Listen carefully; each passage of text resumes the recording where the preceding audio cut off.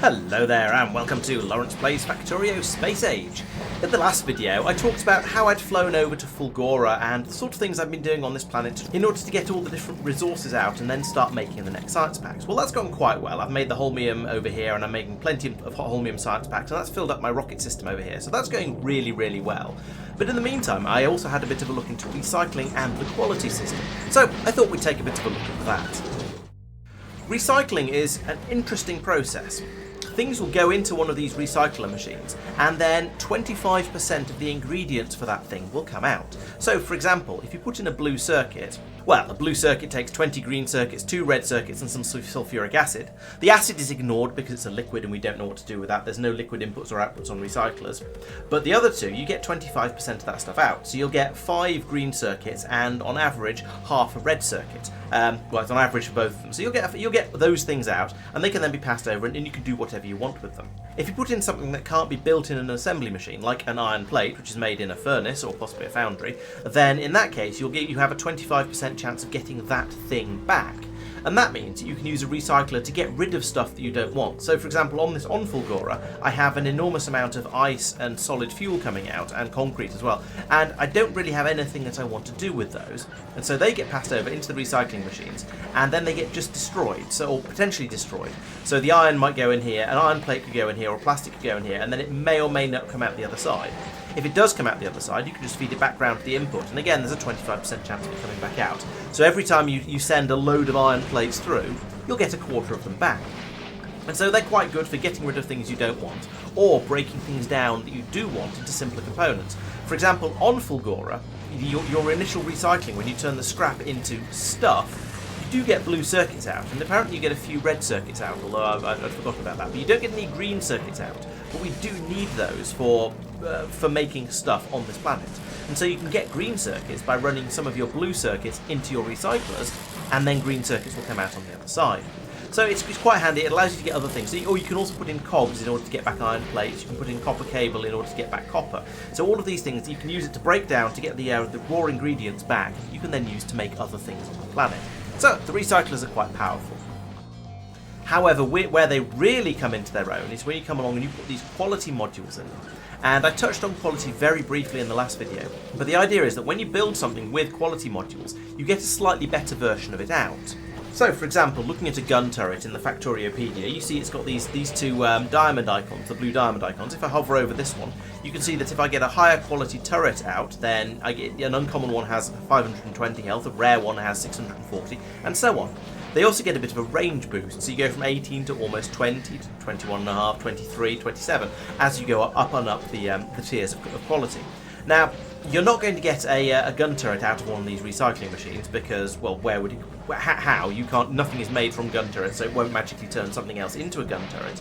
However, you can put components in, and if you build something out of quality components, so for example, if you, again looking at the gun turret, if you build a gun turret out of 20 quality iron plates, 10 quality copper plates, and 10 quality iron gears, then you'll get out a quality gun turret of the appropriate level. And so that gives you certain boosts to certain buildings. So normally a gun turret isn't really one you'd use particularly often. You tend to want to use them in places where you can't fit very much in. So maybe a gun turret if you had a particularly difficult area of your base that you wanted to defend and have that little bit extra range on your gun with your guns. But more likely you'll put it into your power armor or something like that. So for example, I have a Power Armor Mark II, and you can see down here it's a rare quality, which means it's got a slightly bigger equipment grid. It's gone all up to 12 by 12 instead of the default, which I think is probably 10 by 10. And then in here I've got some rare exoskeletons. And again, looking in the Factoriopedia, we can see what we get in here. So you get an inventory bonus of 48 instead of the normal 30, so I get an extra 18 slots of inventory there. That's very useful. And yes, I get a 12 by 12 equipment grid instead of a 10 by 10 equipment grid. Also, with things like the exoskeletons, you get a movement bonus. Instead of the standard 30%, I'm getting a 48%. So these exoskeletons are a bit more powerful, and because there's a limited amount of space available in one of these armors, it's worth having the upgraded versions of things in there if you can. And so I've upgraded some of the exoskeletons. There are other things that are still on the to-do list that could do with being upgraded, but I've made a start on it with the exoskeletons. So that's what quality does. How do you get quality? Well, each of these modules you put in, as you can see here, the quality module 2s give me a +2 to quality and a -5 to speed. So There's some advantage there, some disadvantage. The quality at +2 means that there's a 2% chance per module in here. So there's an 8% chance of whatever comes out being one quality tier higher than what went in. And I think there's also a 0.08% chance, or maybe an 8% of 8%. Either way, it's quite a small chance of it going up by 2 quality levels. And so that means as you pass things round and round and round many times over, you can get them to be bumped up multiple levels. And so you can see here we've got, if we look on the inputs down here, we've got some tier 2 and tier 3 quality things being fed in, and also some tier 1, which are the ones that don't have any blobs by them. And then on the output over here, we've got, there's some tier 3, tier 2s, and there'll probably be the occasional tier 4 coming out as well. So we're getting a few things of slightly higher quality coming out. And those can be used either to be passed around back into the system in an attempt to bump them up even higher. And remember, there's a 75% chance of them just getting destroyed, so you may or may not actually get anything back at this point. And so once they've been raised up to a high enough quality level that you think they're worth keeping, you can then use a splitter, for example, with a filter on it to say send out anything that's 3 or below out to the left, and then anything that's tier 4 quality will be passed up here and will go into the storage system over here. Now, I only relatively recently got tier 4 quality, so there's quite a lot of tier 3 stuff in here because that was at the time of the best, and I need to pass this round a few more times in order to get it get things to the appropriate level. And I've got some bots grabbing out of there and putting stuff in this box down here, so they'll be fed back out and sent back through the recyclers in an attempt to increase the quality. But eventually, my plan is, once I've got enough tier 4 quality parts, then I can start making slightly more exciting things. So over here, for example, I've got a speed module being made, and we're deliberately trying to make a tier 4, an epic speed module. And that means we're pulling in epic green circuits and epic red circuits. And so I've got a blue chest here that's trying to pull those in out of storage. But at the moment, we don't have any epic red circuits available. Now, what I could do is come to another one of these machines up here. So this one, for example, I could say, actually, I want you to make epic red circuits. So do that, and then copy and paste the settings across into here. And there we go. The bots have gone to collect epic quality parts of all the bits and pieces you need in order to make red circuits. And then once those get built, they can then be brought down here, and we can start making these speed modules. And I'm currently working towards trying to make an epic mech armor, which is going to be expensive in parts, but eventually we'll probably get there. There are 2 good ways to use the quality system to your benefit. One is to pump in massive quantities of stuff that you're getting for free. So this is just all of my overflow on Fulgora. All of that's going into here, and we're just churning it round and round and round until it becomes epic, or until it just gets destroyed. The other way you can do it, which I actually haven't done here, is to adapt your normal construction systems and put quality modules into all of these, and then a relatively small quantity of the circuits that come out of these 2 things would then be of the higher quality level, and you can then pull those out and save them to be then maybe churned through a system like the one I've got on Fulgora, or perhaps use them again with more quality modules in an attempt to get even higher bits and pieces out. Exactly how you balance everything is pretty much up to you. I haven't worked it out mathematically yet, but my gut feeling is that the 2 systems are going to be roughly equivalent in how much input you'll have to put in order to get the actual output that you want. I'll go into a bit more detail on this in a video that's sort of dedicated to quality and how to use it later on, but for now I thought you'd be interested in seeing what I've been getting up to with this. Now, the other things you can do with quality modules is you can, of course, make quality modules. So once again, looking in the Factoriopedia, you can see that a normal quality module gives you a +2% quality buff, but if you upgrade that to, for example, an epic one, you get a +3.8% buff, so it's almost twice as good, and that's already significantly better than a normal quality module 3. So you can see it's definitely going to be worth trying to make some quality modules. I haven't done that yet, but maybe that's something I should be concentrating on.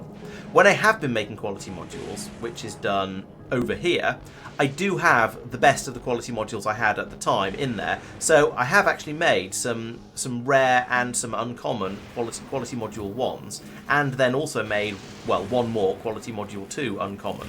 So those could be put into various machines and allow me to try and get things to work a little bit more effectively.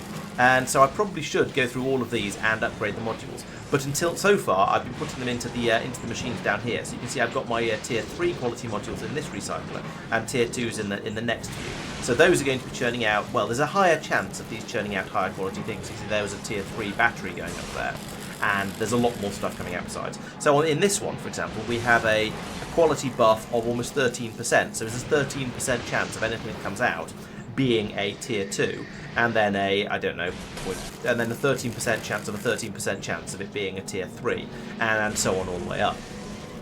And so this way we do get a little bit of better stuff out, but I probably want to work towards making more quality modules to go into these recyclers up here.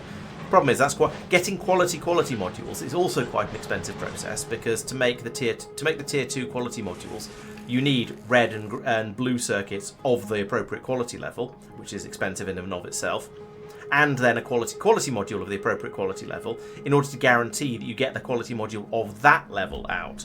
And then if you put quality modules in here, you might get it bumped up to the next one. So this sort of shows the big dilemma with using the quality system. Do you put in ingredients of the quality that you want to get? So in the case of my armour, do I use epic ingredients all the way through?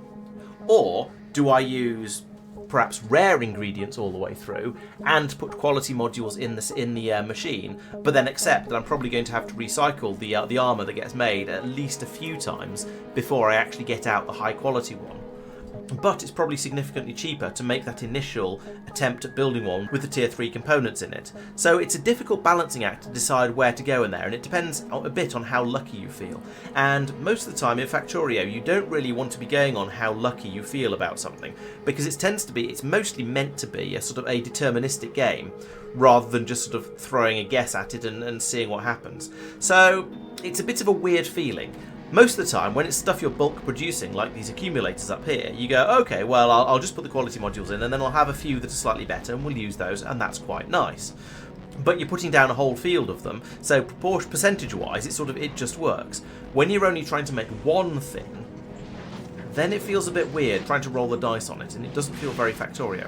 Oh, but look, there's a tier 4 piece of plastic that's going round and round for some reason. It should be grabbed by the inserter as it goes past. Yes, there we go, like that. And so, yes, there are different ways of looking at this. I'm not sure what the correct way to do it is, because there's at least 3 different ways, as I've mentioned.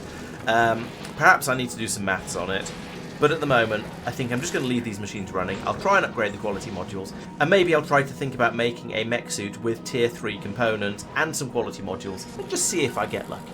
Who knows?